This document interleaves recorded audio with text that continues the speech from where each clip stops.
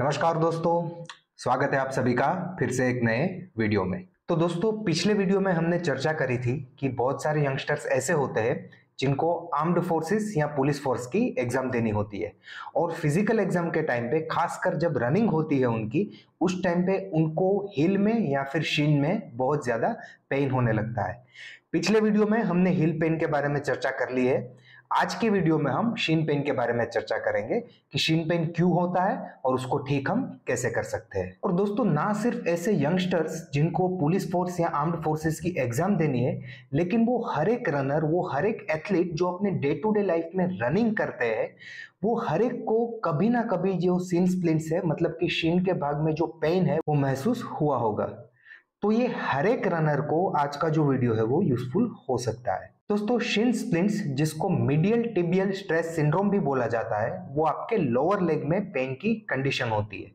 मतलब कि आपके लोअर लेग में जो टिबिया बोन होता है, उसका जो पैल्पेबल पार्ट, मतलब कि जिसको आप छू के महसूस कर सकते हो, ऐसा पार्ट जो नी से लेके एंकल तक होता है, उस पार्ट में आपको पेन महसूस होता है। इस कंडीशन को शिन स्प्लिंट्स या फिर मीडियल टिबियल स्ट्रेस सिंड्रोम बोला जाता है। दोस्तों, शिन स्प्लिंट्स होने के वैसे तो बहुत सारे रीजंस हो सकते हैं, लेकिन उसमें से सबसे कॉमन रीजन जो है वो है ओवर यूज। ओवर यूज का मतलब है कि आपने अचानक से अपनी जो रनिंग है वो बढ़ा दी है। आप 1 2 3 किलोमीटर भाग रहे थे और अचानक से आपको पता लगा कि मुझे जो फिजिकल एग्जाम है आर्म्ड फोर्सेस की या पुलिस फोर्स की, वो क्लियर करनी है, और आप अचानक से फ्लैश बन गए और रोज का 10 किलोमीटर भागने लगे। तो सबसे पहली जो दिक्कत आती है शिन स्प्लिंट्स में, वो ये कि आप जो है वो अपनी ट्रेनिंग को अचानक से बढ़ा देते हो। तो ये पहला रीजन हो गया शिन स्प्लिंट्स होने का, ओवर यूज। दोस्तों, दूसरा रीजन हो सकता है शिन स्प्लिंट्स होने का कि आप अचानक से अपना जो ट्रेनिंग रेजिमेंट है वो बदल देते हो। मतलब कि आप एक फ्लैट सरफेस पे भाग रहे थे और अचानक से आप अभी हिली सरफेस पे भागने लगे, मतलब कि ऊंचाई वाली सरफेस पे भागने लगे। दोस्तों, यहाँ पे मैं ट्रेडमिल्स की बात नहीं कर रहा हूँ। ट्रेडमिल पे अगर आप इंक्लाइन करते हो, लेकिन ट्रेडमिल पे खुद के कुशनिंग होते हैं, खुद के सस्पेंशन होते हैं, तो उस पर ज्यादा दिक्कत नहीं होती। लेकिन आउटडोर रनिंग पे जब आप इंक्लाइन या हिल एरिया में जब रनिंग करने लगते हो अचानक से, तब भी आपको ये शिन स्प्लिंट्स की जो दिक्कत है वो आ सकती है। तीसरा रीजन हो सकता है हाई इंपैक्ट एक्टिविटी। मतलब कि ऐसी सरफेस जो बहुत ज्यादा हार्ड है, उसके ऊपर ज्यादा लंबे समय तक रनिंग करने की वजह से भी आपको ये दिक्कत आ सकती है। खासकर जो रोड होते हैं, जो टार के बने हुए हैं, उसके ऊपर रनिंग करने से आपको जो शिन स्प्लिंट्स है उसकी दिक्कत ज्यादा आती है। दोस्तों, सबसे पहला रीजन तो ये होता है कि रोड के ऊपर जब भी आप रनिंग करते हो तो वो सरफेस हार्ड होती है, तो आपके शीन के ऊपर जो जर्क है वो भी ज्यादा आते हैं। दूसरा रीजन ये है कि जब भी रोड्स बनते हैं तो रोड में एक कर्व दिया जाता है, ताकि जब पानी आए तो पानी जो है वो साइड से नीचे चला जाए। तो रोड की साइड में भी वो, ताकि रोड के ऊपर पानी जमा ना हो और पानी जो है वो नीचे चला जाए। तो जो रोड है वो एक्चुअली थोड़ा सा इंक्लाइन होता है, मतलब आप सीधे भाग रहे हो लेकिन रोड है वो थोड़ा सा नीचे की तरफ झुक रहा है। उसकी वजह से क्या होता है कि आपके एक पैर के ऊपर कंटिन्यूअसली ज्यादा लोड पड़ता है।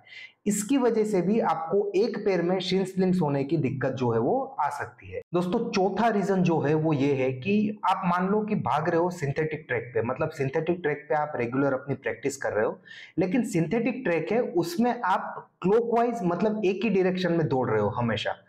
जब आप सर्कुलर मोमेंट एक ही डायरेक्शन में करते हो रनिंग में खासकर, तब भी आपके एक पैर के ऊपर ज्यादा लोड आता है। तो कोशिश कीजिए कि आप जब भी ट्रेनिंग कर रहे हो तो क्लॉकवाइज और एंटी क्लॉकवाइज दोनों तरफ भाग रहे हो। मतलब कि आप सिंथेटिक ट्रैक पे रनिंग कर रहे हो तो वो ज्यादातर सर्कुलर होते हैं, तो उसमें आप एक डायरेक्शन में भागिए और फिर दूसरे डायरेक्शन में भागिए। हो सके तो हर हफ्ते आप ट्रेनिंग चेंज कर सकते हो कि एक वीक आप क्लॉकवाइज ट्रेनिंग करेंगे और दूसरा वीक जो है आप एंटी क्लॉकवाइज जो है वो रनिंग करेंगे। दोस्तों, पांचवा जो रीजन हो सकता है शिन स्प्लिंट्स होने का, वो है आपके पैरों में जो नेचुरल आर्च होती है उसका कम होना, जिसको हम फ्लैट फीट बोलते हैं। फ्लैट फीट में भी आपको जो शिन स्प्लिंट्स है वो होने के चांसेस जो है वो बढ़ जाते हैं। इस कंडीशन में आपको कस्टमाइज्ड इनसोल, मतलब कि आपके शूज के अंदर गद्देदार कुशन लगती है, वो आपको यूज करना पड़ेगा।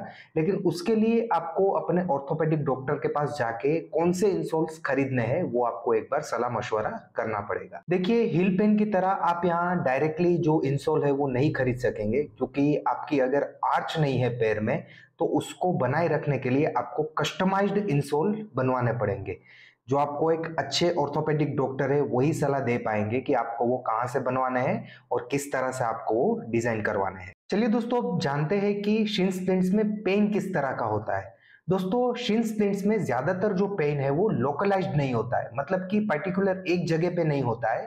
वो ज्यादातर दर्द जो है वो पूरी टिबिया में फैला हुआ होता है। मतलब आपको नी से लेके एंकल के किसी भी पार्ट में पेन हो सकता है और अलग अलग टाइम पे वो अलग अलग जगह पे पेन आपको महसूस हो सकता है। अब दोस्तों, शिन स्प्लिंट्स में अगर आपने केयर नहीं करी तो इसके आगे की जो कंडीशन है वो हो सकती है आपकी टिबिया में स्ट्रेस फ्रैक्चर।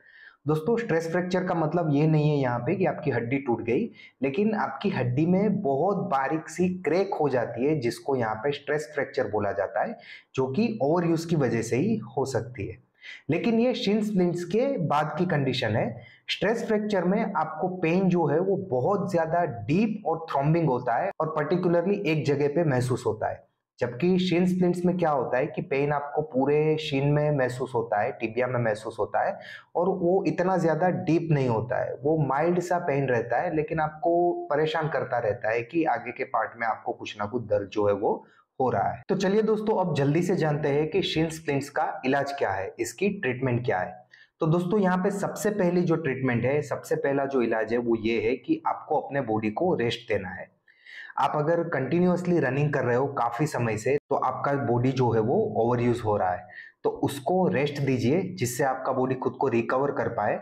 और आमतौर पे देखा गया है कि बॉडी को थोड़ा सा रेस्ट देने से ही ये जो शिन स्प्लिंट्स है उसकी जो दिक्कत है वो चली जाती है। और दोस्तों, बॉडी को रेस्ट देने के समय पे आप वॉकिंग कर सकते हो या नॉन वेट बेयरिंग एक्सरसाइज जैसे कि साइकिलिंग कर सकते हो या एलिप्टिकल या क्रॉस ट्रेनर का भी यूज कर सकते हो। इसी के साथ साथ शिन स्प्लिंट्स के पेन को कम करने के लिए आपको आइसिंग करना है। आइसिंग का मतलब है कि जहां पे आपको दर्द हो रहा है उस जगह पे बर्फ को कपड़े में लपेट के दिन में 2 से 3 बार 15-15 मिनट के लिए वहां पे रखना है, जिसको आइसिंग बोला जाता है। तो दिन में 15 मिनट 3 बार आपको जहां पे दर्द हो रहा है वहां पे कपड़े में बर्फ को लपेट के रख देना है। और ये जो आइसिंग है ये कम से कम आपको 1 वीक तक करनी है, जिसकी वजह से वहां पे स्वेलिंग भी कम हो जाएगी और कहीं ना कहीं आपका जो दर्द है वो भी कम हो जाएगा। इसके अलावा आप कंप्रेशन सॉक्स या कंप्रेशन बैंडेजेस का भी यूज कर सकते हो, जो शीन के ऊपर लपेटी जाती है, जिसकी वजह से आपको दर्द में राहत मिलती है। इसके अलावा डॉक्टर की सलाह के अनुसार आप एंटी इंफ्लेमेटरी मेडिकेशन भी ले सकते हो, जो आपको अपने डॉक्टर जो है वो लिख के दे सकते हैं। अब दोस्तों, ये सारी ट्रीटमेंट करने के बाद शिन स्प्लिंट्स को एक बार ठीक करने के बाद वो वापस से ना हो, उसके लिए दोबारा ट्रेनिंग स्टार्ट करने के टाइम पे क्या क्या प्रिकॉशंस लेने हैं उसके बारे में थोड़ा सा जान लेते हैं। तो दोस्तों, जब भी आप फिर से ट्रेनिंग शुरू करिए तो ग्रेजुअली अपनी माइलेज बढ़ाइए, मतलब अपनी जो रनिंग का डिस्टेंस है उसको थोड़ा थोड़ा करके बढ़ाइए। हो सके तो हर हफ्ते सिर्फ 10% ही बढ़ाइए।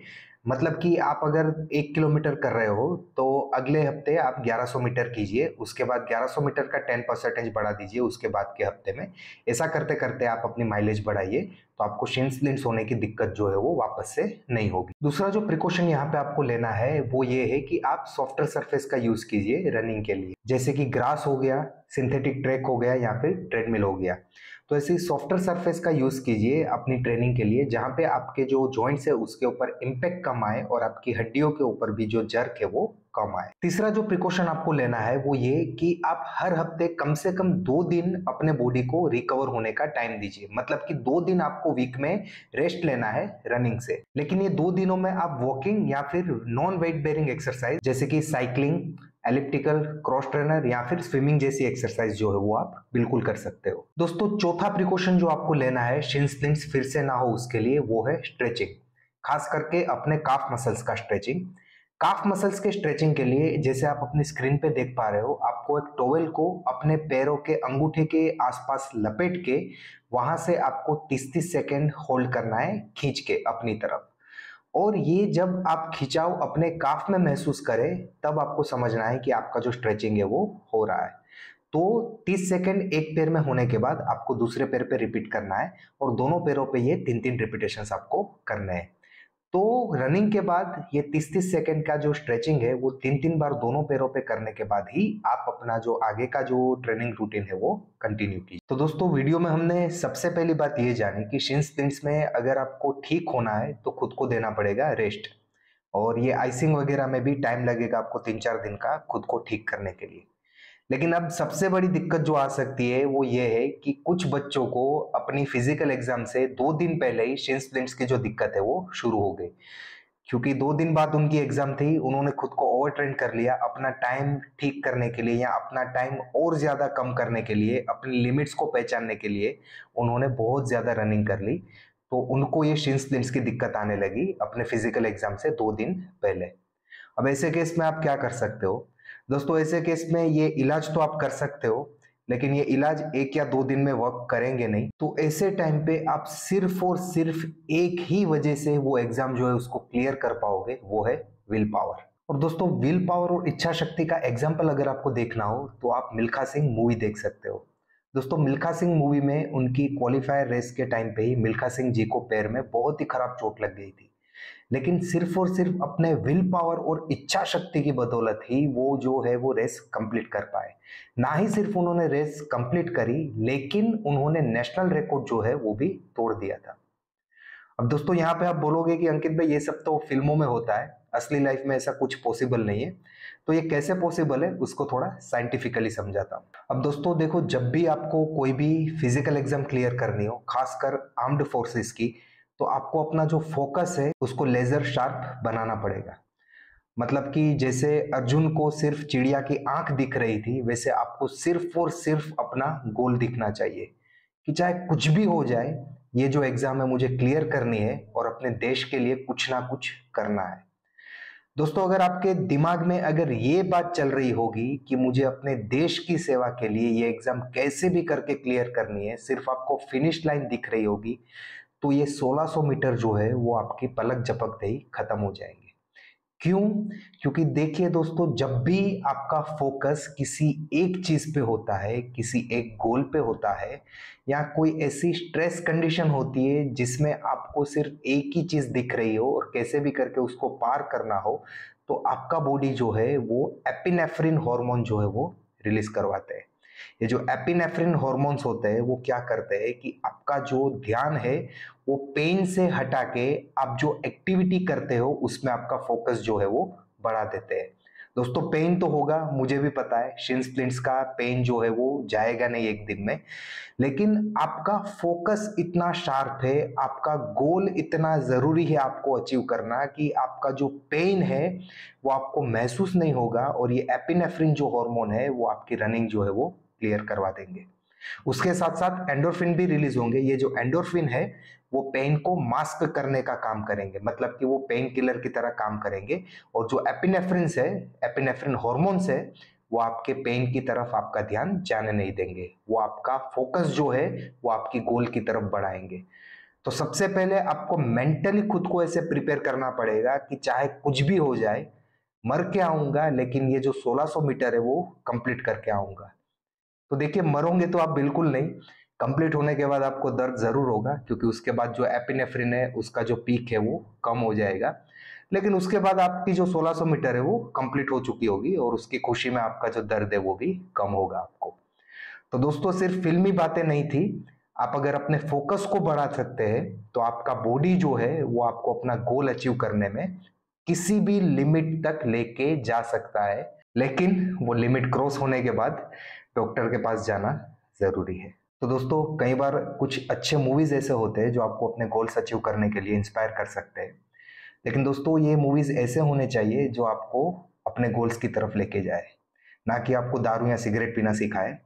तो जब भी आप इंस्पायर हो किसी मूवी से, तो वो मूवी आपको लाइफ में किस तरफ लेके जा रही है वो देखना बहुत जरूरी है। तो दोस्तों, ये थी आज का छोटा सा मोटिवेशनल लेक्चर, और उसके साथ साथ शिन स्प्लिंट्स के ऊपर थोड़ी सी जानकारी। तो उम्मीद करता हूँ ये वीडियो आपको पसंद आया होगा, और इस वीडियो को अंत तक देखने के लिए आप सभी का बहुत बहुत धन्यवाद। Thank you. जय हिंद।